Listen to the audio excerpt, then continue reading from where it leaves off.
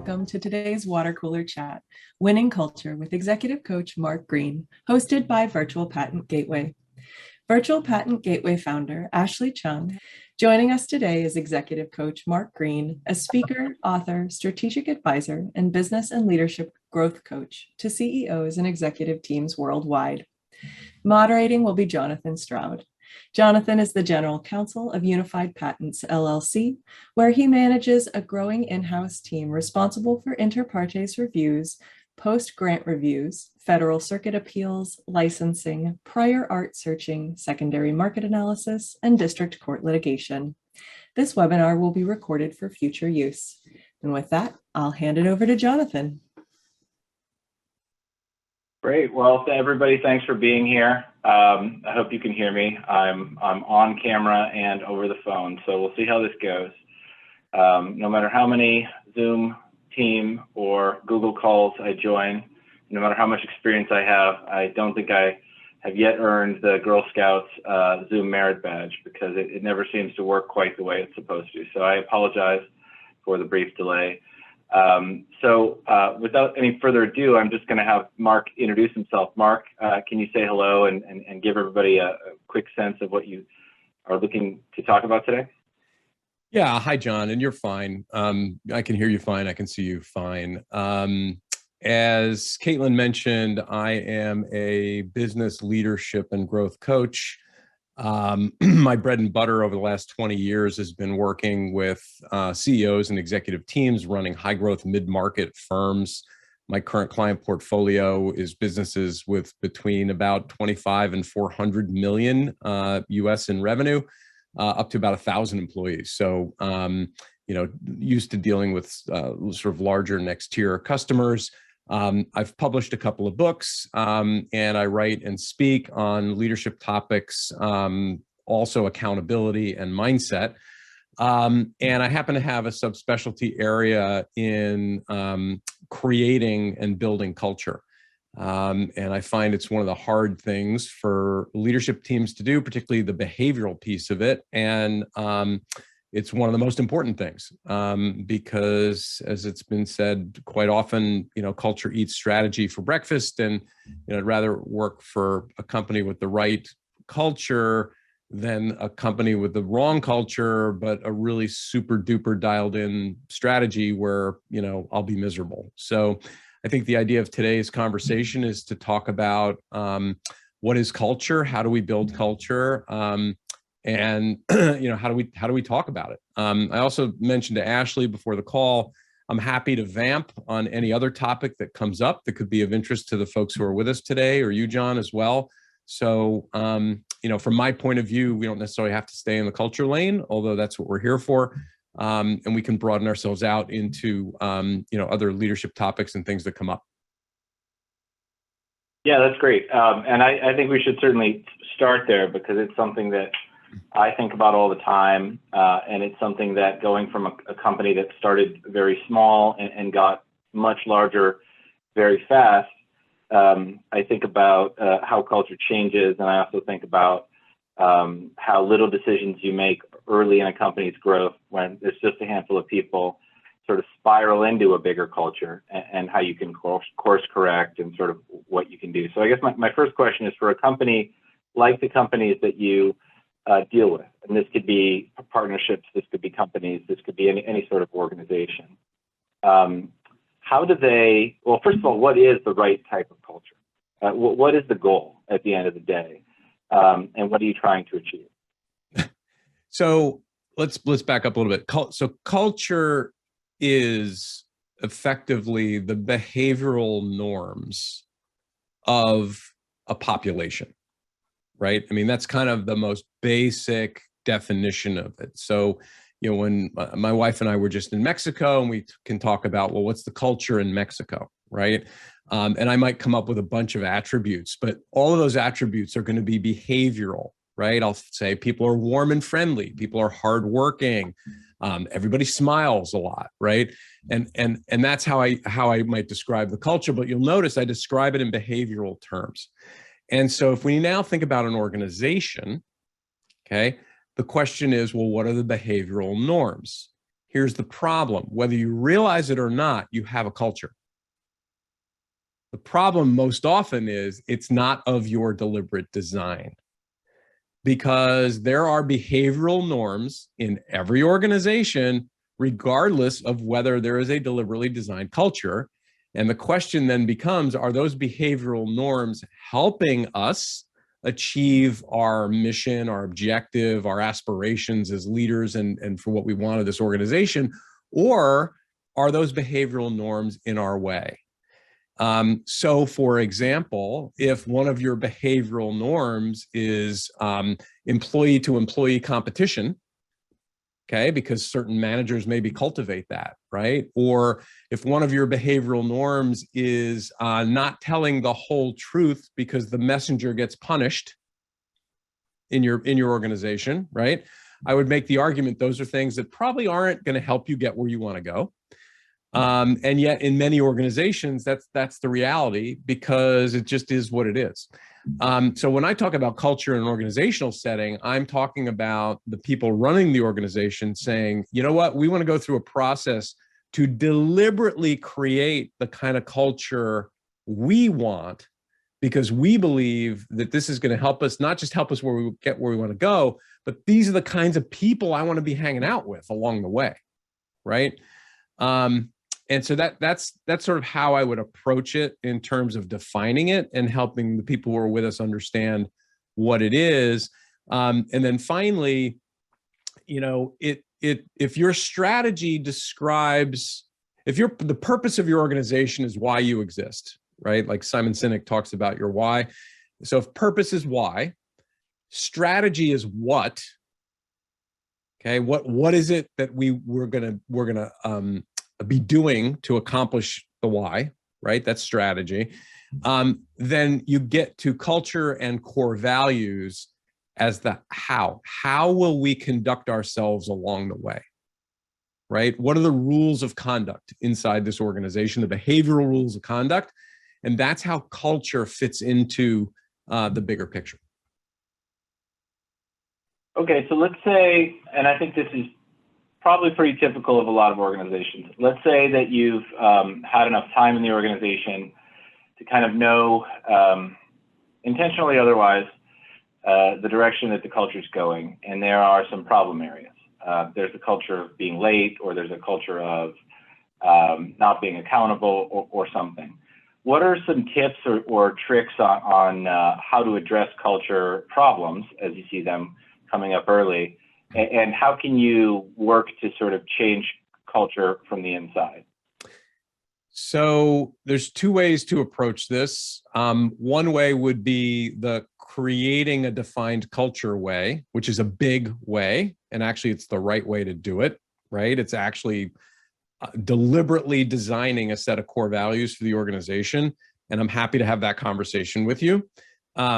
But I'm going to answer your question in a different way, because your question is more evocative to this idea that we've got some behavioral problems in the organization that as a leader, maybe I want to deal with transactionally, which is kind of a separate question to the big, how do we define and create a culture question.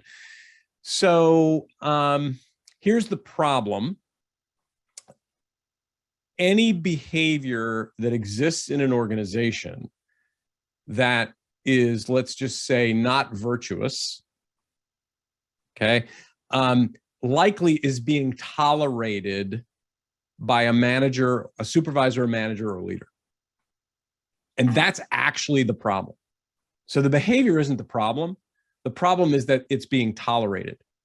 Because when something is tolerated, then it's no different than giving someone permission to continue doing what they're doing, right? So, you know, so if you're with your young child in a candy store and you see them put some candy in their pocket before they walk out the door, and as an adult, you make eye contact with them but say nothing, right? We teach our children to steal candy, right?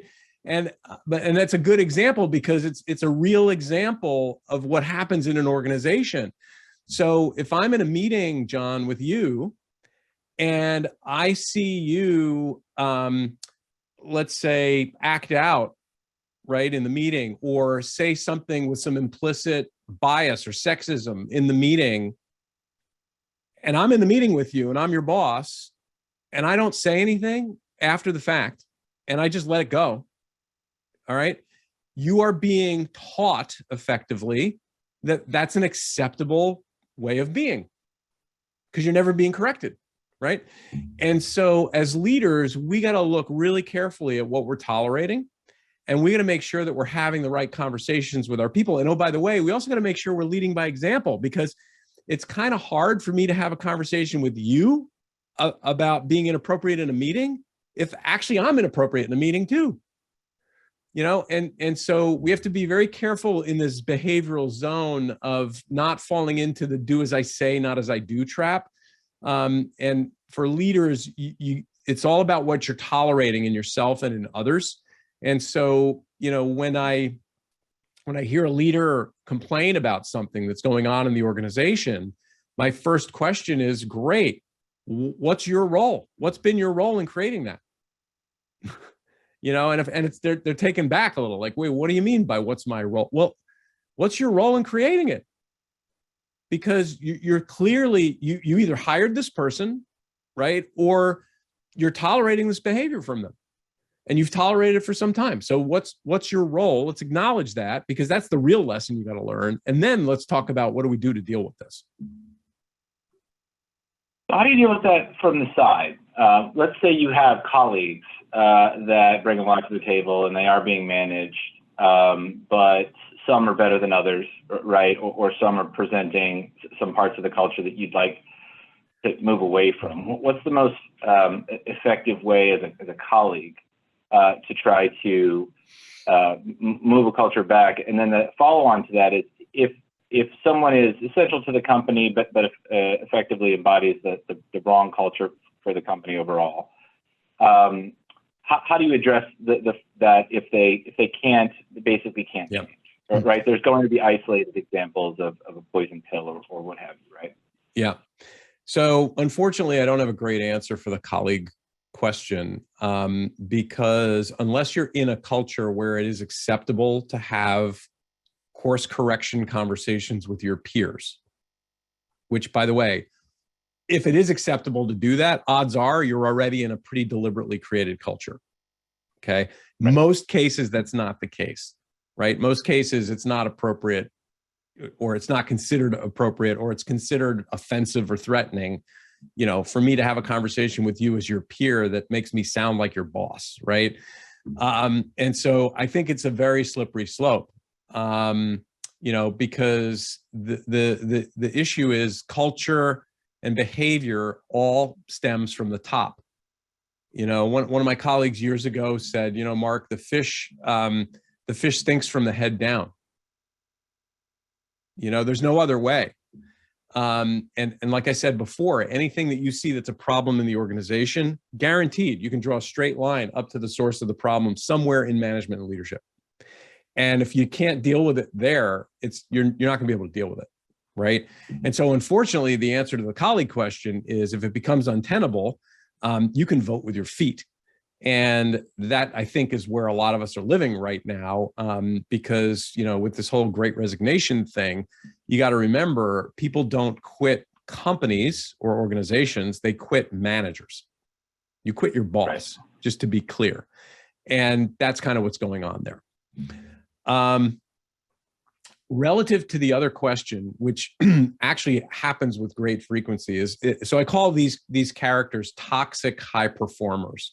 So you've got a very high producing person who, from a performance standpoint, is an A player in the organization.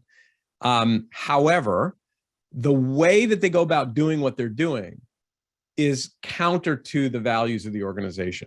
And that's the toxic part. So they're a jerk, right? Or they're an ass, or name your adjective, right? That they are, while they're a high performer. And the problem is, leaders get conflicted about this because we come at it from a position of fear. Okay, well, I can't do anything to dear Ashley, my toxic high performer, because, you know, how will we make up the revenue, right? And this is the problem of what I call focusing on the 5%. So, Ashley, as a high performer, is causing some problems in this organization. But when I focus on her, I'm not focusing on the other 99 people in the organization who are affected by the fact that she's just a jerk and makes their lives miserable every day, right? And when we think about the other 95%, it's just this idea of 5%, 95%, 1%, 99%, whatever the number is. But the idea of not focusing on the one person here, but actually looking at all of the collateral damage that's occurring when you start to see this imbalance and you start to realize what the real problem is.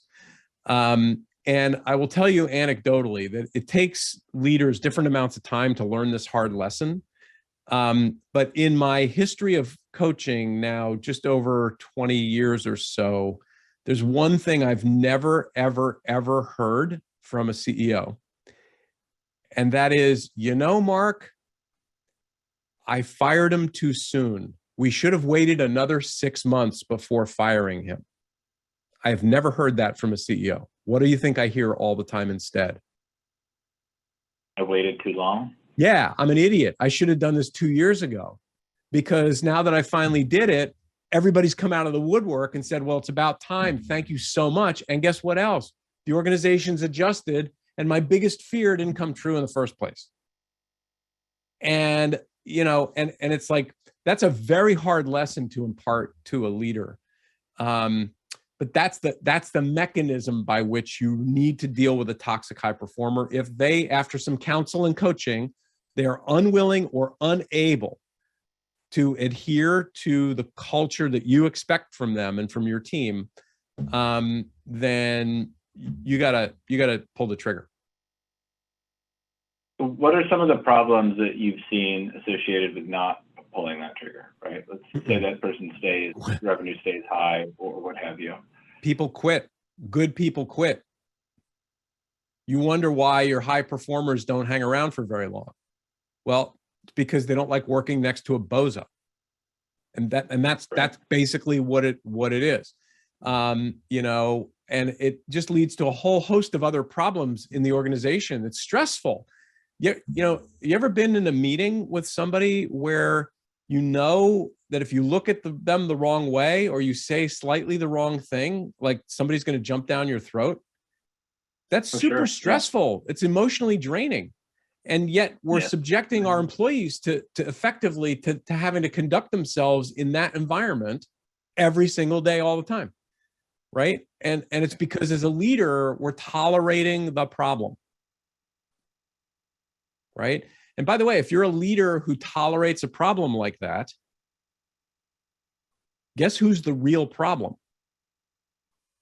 You are. As a leader, you should actually be fired for that.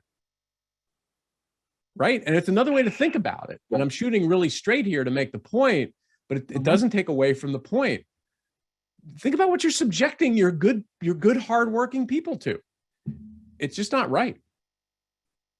So from the colleague perspective, right, colleagues in an organization have their own teams and their own people to protect. How do you, if you have someone like that in your organization and it's not up to you, what's the best way to protect your team or try to push the culture in the right direction without having to go all the way to the top and stamp out the cancer, if we call it that? Like I said, there's not a great answer. If you've got a good relationship with your boss, great, go have that conversation and say, hey, you may not realize it, but this person is causing all kinds of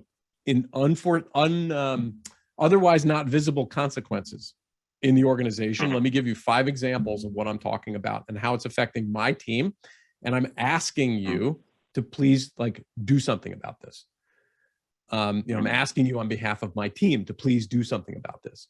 Now, again, if you work for an organization where they're going to chop off your head for having that conversation, well, then A, don't have a conversation, and B, reevaluate your choice of employer, because there's no end game there, And again, at the colleague level, it's very, very challenging. Which is why I work in the domain of leadership, because that's where we can actually make the difference here, and make life and work much more pleasant and more fun for the hardworking people who are with us on our team. So let's go back to the first part of that two-part, the very purposeful creation of culture. So how does a manager go about doing that, and what are the sort of steps they need to take? And then what are the most important things to establish in a good culture that would be successful? Great. So, so the process I'm about to describe is going to be shared, I believe, shared by through Ashley after this conversation in an animated video. So, and I'm sure that'll come via email or some way to the participants here. So that'll kind of reinforce what I'm about to share with you. And the idea here again is when I've got a leadership team, an executive leadership team that says, we want to define the culture of this organization in a way that is very deliberate, and we are committed to making this happen. Okay, because that's got to be there first before any of this happens. And the way we do this is by through creating core values. And there's 3 tests that a core value needs to meet in order to be a core value. And by the way, this is not light and fluffy stuff. This is serious as a heart attack, and you'll get that in a minute here, the way we build culture. Number 1, each of your core values must be alive somewhere in the organization. So you can't have core values that are completely aspirational, that don't already exist somewhere in the company, right? Number 2, you have to be willing to take a financial hit to uphold a core value. Okay, so what does that mean? That means that if you've got a client, let's say, who is repeatedly treating your employees in a way that violates one or more of your core values, are you willing to have a conversation with that client that says, like, look, this is not acceptable. I'm not going to subject my team to this for these reasons. And we'd love to keep you as a client, and I need you to change how you're interacting with the team. But in the event you can't do that, we're going to have to say goodbye. And I'd be happy to refer you to one of my competitors for service, right? Because by the way, that's a great client to refer to a competitor, right? So they can go abuse their employees, not yours. But again, as leaders, we don't think about that. We think, oh, we're going to lose a client, the revenue goes away, right? All this. So are we willing to take a financial hit to support the core value? And then the third is, are we willing to fire somebody? Right? Back to the toxic high performer, even the toxic high performer. And I've had plenty of clients where the #1 sales producer of the company is the toxic high performer, and they have to say goodbye. Now, it's not one and done. It's not one strike and you're out. It's due process. But if over time they cannot or are incapable of adhering to the culture, the core values, game over. So those are the 3 tests of a core value. And what we do through the process that I have is define somewhere between 4 and 6 core values as the culture of the organization. Now, you need at least 4, because if you have fewer than 4, you're not really providing enough behavioral guidance to encapsulate the totality of a culture. You're leaving too much open to interpretation. And if you have more than 6, it's too much. And nobody's going to remember it, including you, who created it. Okay, and so it's like 4 to 6 are the rails on the road, and most of my clients are either 5 or 6, just to be clear. And that's a challenge to get it down to that much. It's not like we start with 2 and have to struggle to get to 4 or 5, right? It's the other way. So that's kind of the high level of this. And so here's the process that I use to get my clients there. We go on a mission to Mars, a pretend mission to Mars. And I'll take the leadership team, and I'll typically break the leadership team into groups of like 2 people each, pairs, something like that. And I just had this conversation this morning with a 450-person organization I'm working with that's actually doing a refresh of their culture. We broke the group into teams, and I assigned them this homework. Pretend that you are sending a mission to Mars to represent your company, okay? And what I need you to do is pick the 3 employees in the company, none of whom can be on the executive team. So we have to pick other people, not us. Pick the 3 employees in the company who you believe through their behavior, through their observable behavior, represent what is best and most right about your culture. Okay. And we want to send those people on this mission to Mars. But before you pick the 3 people, there's one more thing you need to know. The Martian people don't understand spoken language. All they understand is observable behavior. So they can just see what people do. And so you have to pick people who just through their behavior demonstrate what you believe is best and most right about your culture. And so I'll have them name each group of 2 people or 3 people will come up with the 3 names of the employees that they want to send on this mission to Mars. And then what I do is I have them put each of the names on the top of a blank sheet of paper, 1, 2, 3, and one at a time create a bulleted list of all the behaviors for each of those employees that are the reason that I wanted to send them on this trip. What are the observable behaviors? Okay. Now, what's an observable behavior? Boy, John is really smart. Not an observable behavior. John has a lot of tenure at our firm. Not an observable behavior. Okay. Right. John smiles and always seems happy. Observable behavior. John's a really clear communicator. Observable behavior. John's a learner. He reads a lot and he's a learner. And I like that, that's important. Observable behavior, right? John goes above and beyond. That's an observable behavior. John's highly accountable. Observable behavior, right? And so what's the list of behaviors that are the reasons why I wanted to send this person on the mission? Then do the second person, list of behaviors, third person, list of behaviors. And what's going to end up happening is now in total, we're going to have this giant list, all these lists of behaviors. Okay. And we get rid of the employee names at this point because the employee names was just the construct to get us to the behavior. They don't matter anymore. And what we then would do is go through a process of eliminating duplicate behaviors because there's going to be a lot of duplication. Okay. And listing all of these behaviors out and then combining the common ones because you'll see somebody says, good communicator. Somebody else will say proactive communicator. Somebody will say, something else about communication. You'll say, okay, well, let's group those together and let's call it some kind of communication, right? And so we're able to squeeze the list down. And what happens over time is we end up with a smaller and smaller number of things. And then we have the moment where we apply the 3 tests. And so if we end up with 10 things on the board, I'll say, great. You willing to fire somebody for this? Anybody for this?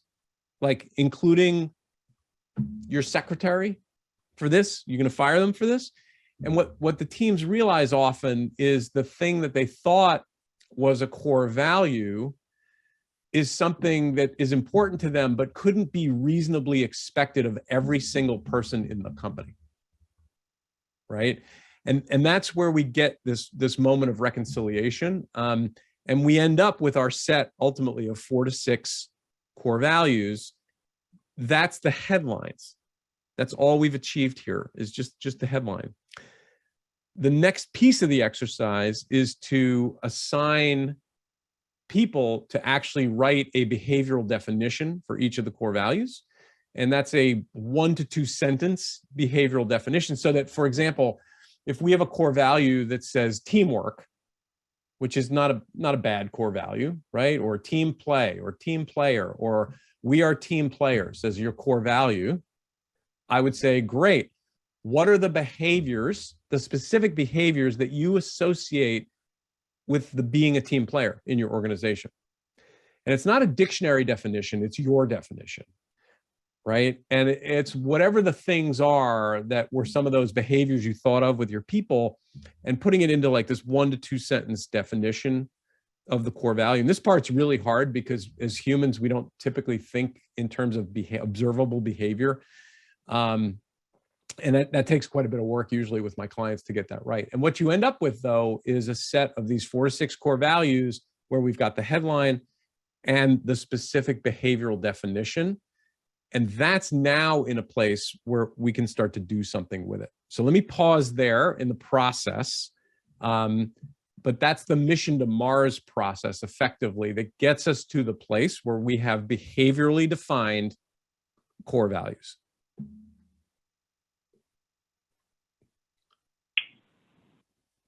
What's the best way to educate incoming employees to give them the highest chance of success? Let's say you don't have a written set of culture, or you don't have anything formal, but you know what your culture is or what you want it to be. What's the best way to communicate that to incoming employees? Well, if you know what it is, why not write it down? Like, okay, maybe not everyone at your organization agrees. That's like saying that's like saying I know what my goals are, but I refuse to have a written plan, or I know what my write it down. I know what the answer is to the bar exam, but I refuse to write the answers down because I know the answers, right? I'm just reflecting the making the point that to me as a coach, that doesn't make sense. I would say the way to help somebody is actually to write them down and to get the leadership team to agree to them. And, because, here's the thing. When you were a kid, did you ever go play at a friend's house where your friend's house was sort of generally very messy? Like messy, let's just say messier than your house normally, right? So I don't want to judge about messy or not messy, but you played at a friend's house that was less neatly kept than your house, right? I would gather that while you were playing in your friend's house that was less neatly kept than your house, you probably behaved in ways that would be inappropriate in your own home. You might have left a cup sitting on a counter somewhere. You might have taken a piece of garbage and missed the garbage pail trying to take a jump shot and not done anything about it, right? You would behave differently. Now, wait a minute. Why would you behave differently? Well, because it's clearly the behavioral norm in that house, right? And so the answer to the question, how do we get new employees to learn our culture, is to immerse them in it. Meaning, you can't tell. So it's not like you can take them to school and say, well, this is our culture. Please study it, because it's only going to take them 3 minutes to look around the room and go, no, this house is a mess. You're telling me it's clean. It's a mess. How I'm going to behave that way, because that's where all the incentives are, right? And so we have to be very careful again as leaders that we're leading by example, and that we're creating the culture. We're reinforcing the behaviors that are the right ones we want to reinforce. So you go down this road and it's pretty clear, John, that you need to spend 15 minutes in an organization, and you already know a lot about the culture. How was I greeted? How do people treat each other in meetings? What happens when people pass each other in the hallway? You can tell. You can just tell, are people smiling and laughing, or is everybody walking around like, somebody just died? And these are the attributes of culture. And you're going to adapt whatever it is that you're immersed in, like your neighbor's messy house. And it's no different. So that's why, again, it's so important to, you can't create or fix culture by nibbling around the edges, I guess is another way of me coming around to this. At some point, leadership's got to swallow the big pill and do the process the right way. Or you're just going to forever be on your back heels with this thing. So the culture that you write down, say, is inevitably going to be aspirational at first, right? Because part of the process here is to try to create culture. So let's say you do write that down and try to share that with your employees. What's the best way to present that as aspirational, other than to live through it? I mean, it's still positive to do that, right? Well, so there can't be any core value that doesn't exist already somewhere in the company, just to be clear, right? So it's not 100% aspirational. Because if you built it the way through the mission to Mars, you're actually building it from behaviors that you acknowledge already exist in the organization, right? Now, they may not exist everywhere, right? but they certainly exist inside the organization, and that's how you're building it. So there's an element of that that's quite organic. But what we didn't get to yet is how we actually roll out our core values. And this, I think, will answer your question if I can continue the process that I use with my clients now. So we left off, we've got our list of 4 to 6 core values with the 1 to 2 sentence behavioral definitions.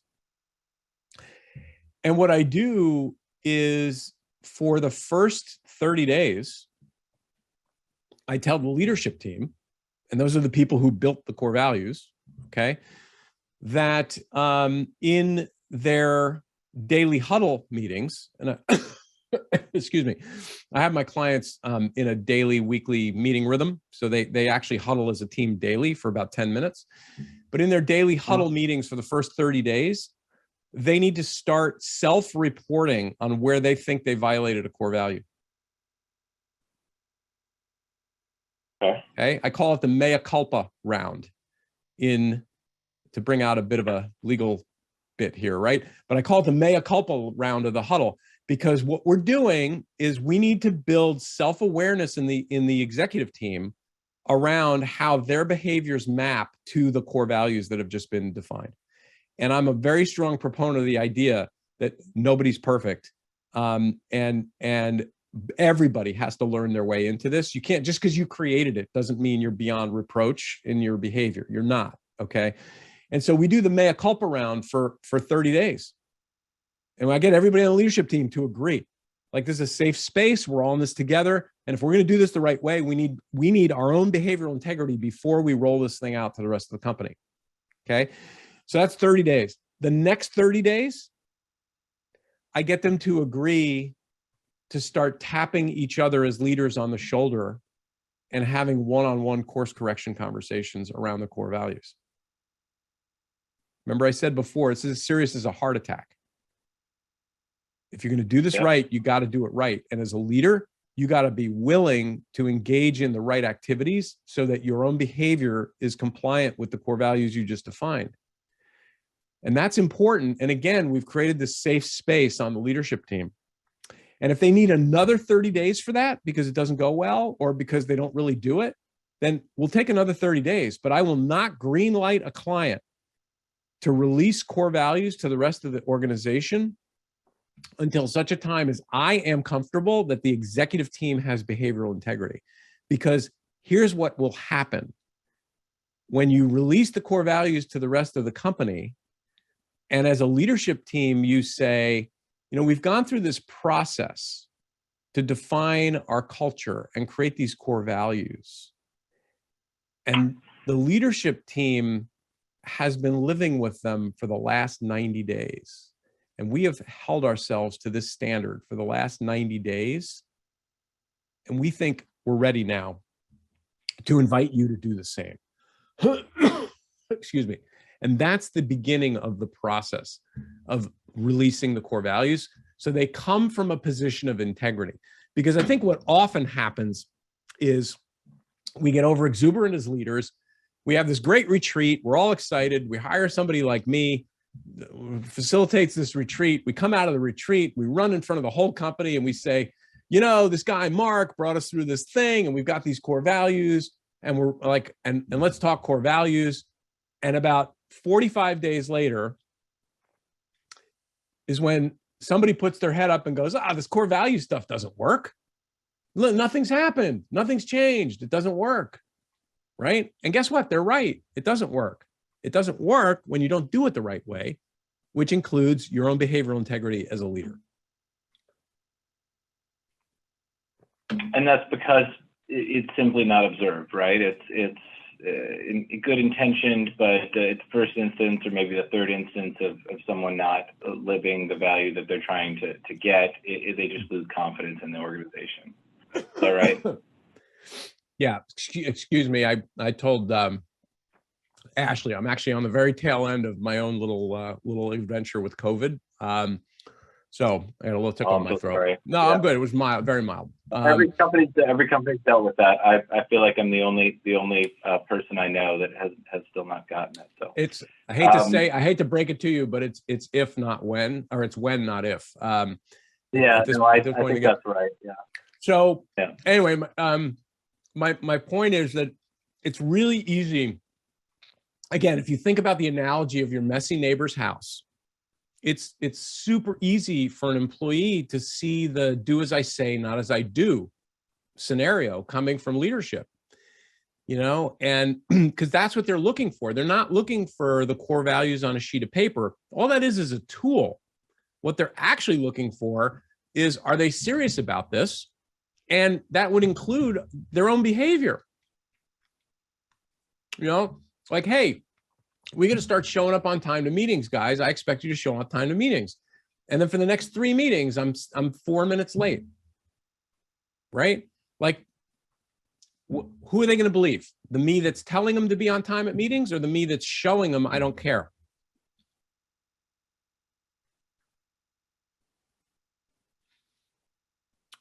So you deal with companies that are around 50, 60 million in revenue. Is that right from the website?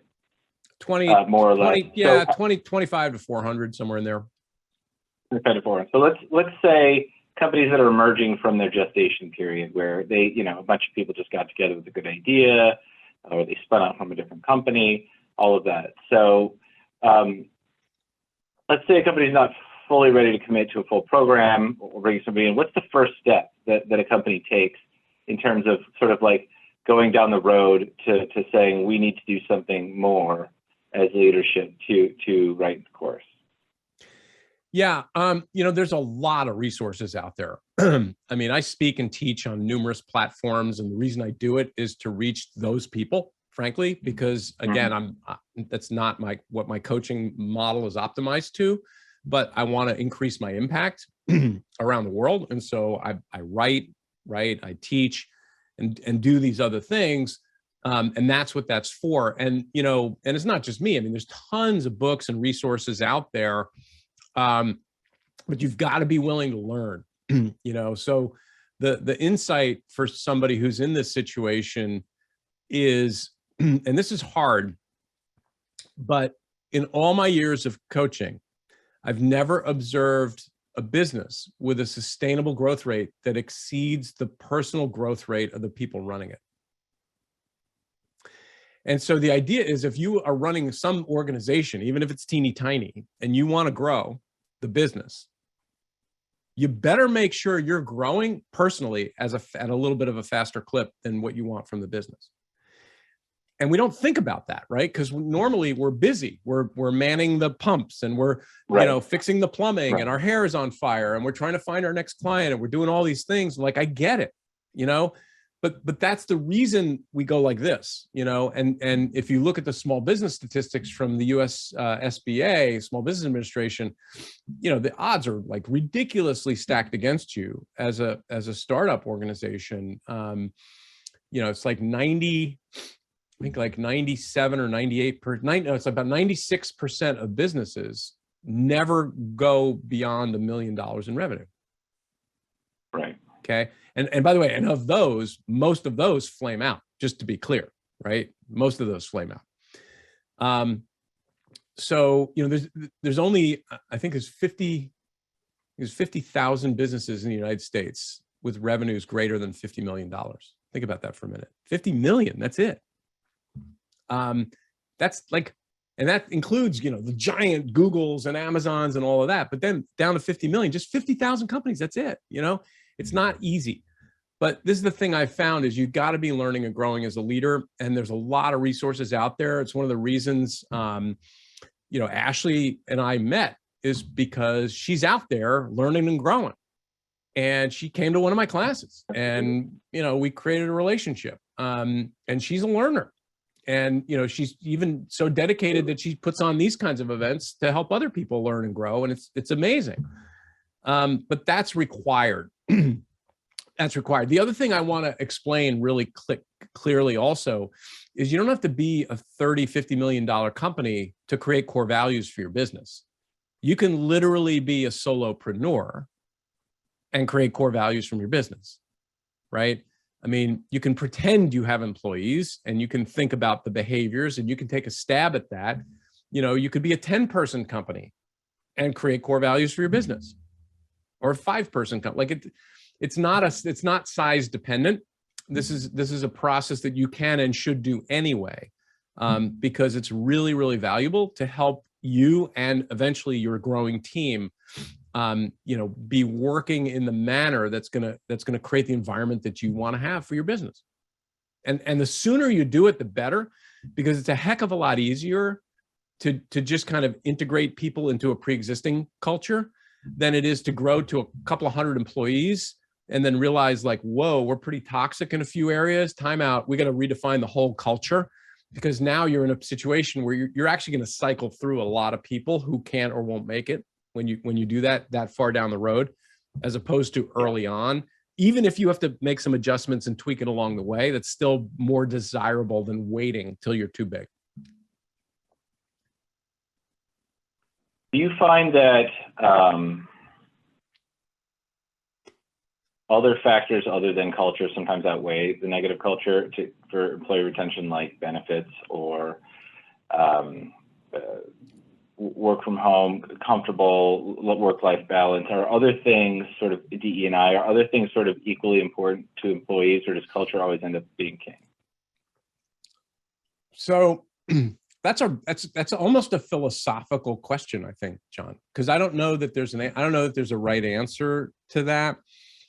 The thing that I will tell you, if you're a leader, one of the things you always want is you want a high-performing team, right? You want people on your team who are engaged, who are enthusiastic, who are pretty good at what they do, and like are additive to your team, to the company, to your objectives. And I'm not even talking at the whole corporate level. I'm just talking about just a leader with a team, right? And one of the things that I know for sure is if the comp isn't quite right, or if the benefits aren't great, or if I'm in a not great sort of office work situation, or if the culture is toxic, pick any one of those things. And I will tell you that any one of those things is going to diminish the level of engagement of an employee. Like that's not that big of a stretch, right? And by the way, you get 2 of those wrong, and it's bad, really bad. 3 of them wrong, like 4 of them wrong, like it just kind of adds up from there. And so I think what you get is, yes, there's some impact of those things, but it also depends on each employee's sort of individual perspective, right? So for example, if I'm a inside salesperson working for a company remotely out of the comfort of my own home, and I'm producing really, really well, I may not care that there's a horribly toxic culture that much, because frankly, I might be able to go about my day for 95% of the time and not even deal with it. In which case, maybe it doesn't matter that much. Whereas for somebody else, it could be that that's untenable.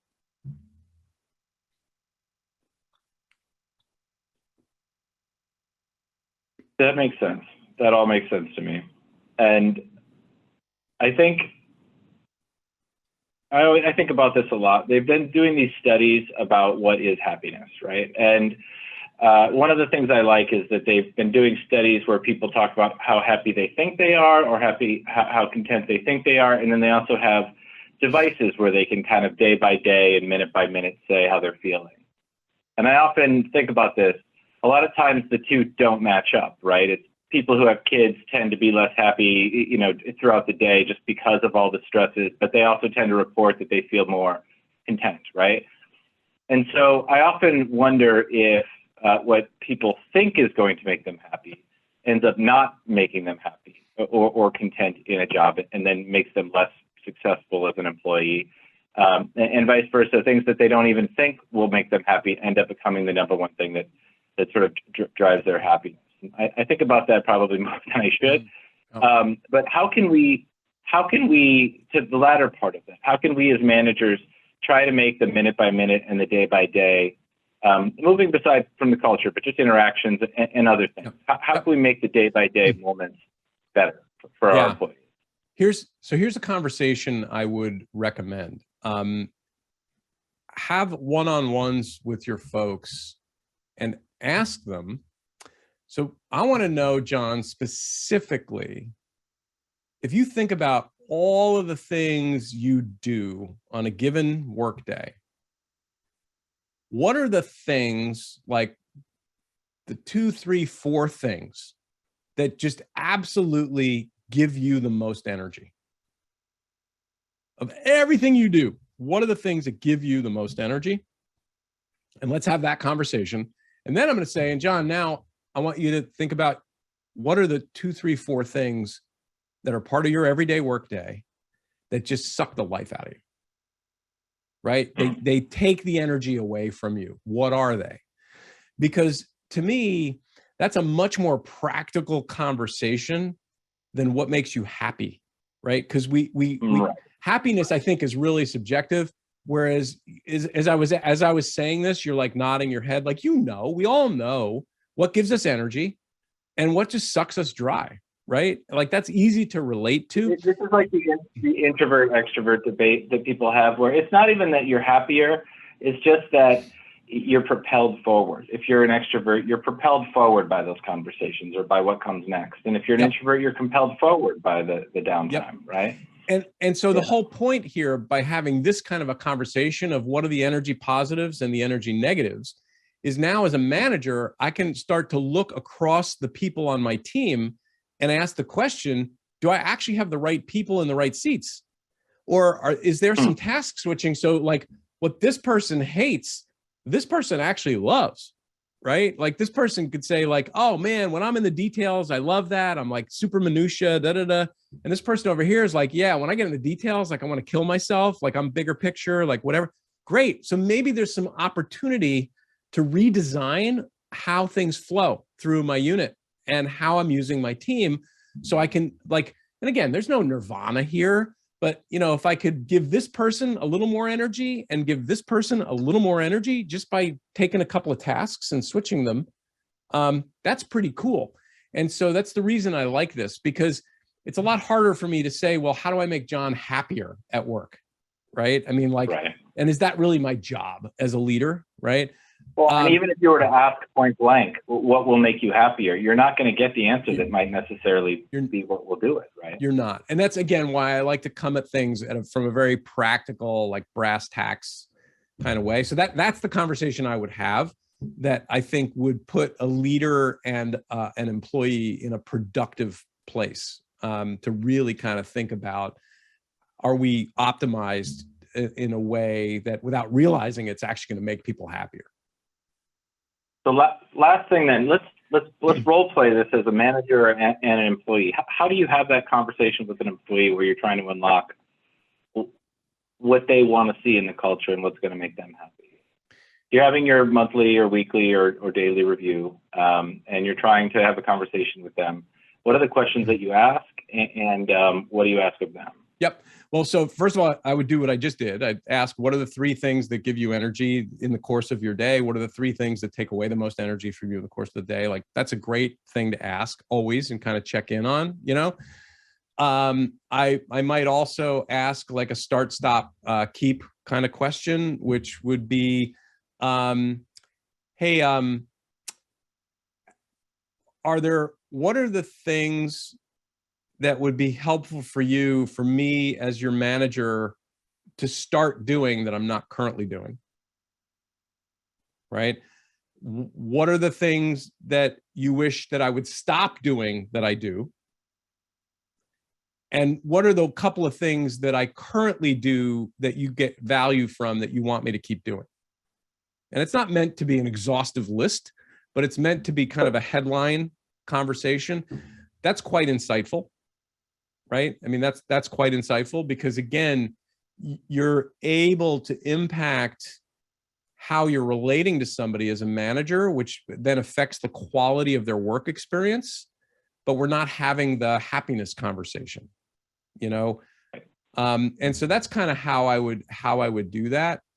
I also think, like, just as a leader, you have to demonstrate that you're willing to listen to feedback, and that you're humble enough to take hard feedback, and then you actually act on it. Like, don't just take the feedback, but that you actually then try to change. And I think that also sends the right message to a team. So humility and being able to not just accept, but act on feedback also goes a long way. That is very helpful and very true. I feel like I could go on talking with you for hours and hours, which I'm sure you get a lot of. You're clearly very good at your job and very good at hopefully helping people unlock their potential. Yeah. But by the way, let me just Sure. just jump in. If you want more of that, I can point you to my 2 books on Amazon: Activators, A CEO's Guide to Clearer Thinking and Getting Things Done, and Creating a Culture of Accountability. Both of them you can get to through my website, which is mark-green.com, or just doing a search on Amazon.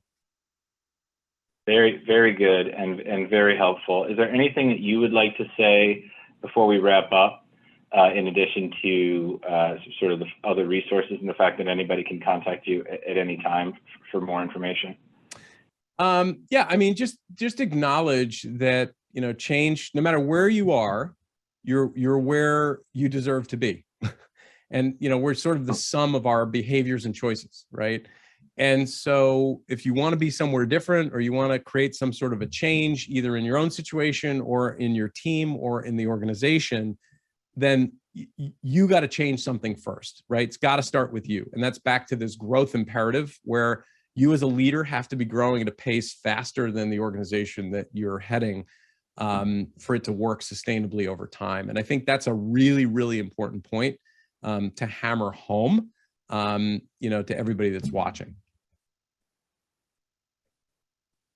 Well, great. This has been incredible. And it's been an hour for me well spent. Like I said, I really could spend hours talking to you more and more about this. And it's something that I definitely have been thinking about a lot. So I personally very much appreciate it. I think I speak for everyone in attendance when I say that this has been invaluable, and we very much appreciate it. I'm looking forward to more conversations just like this.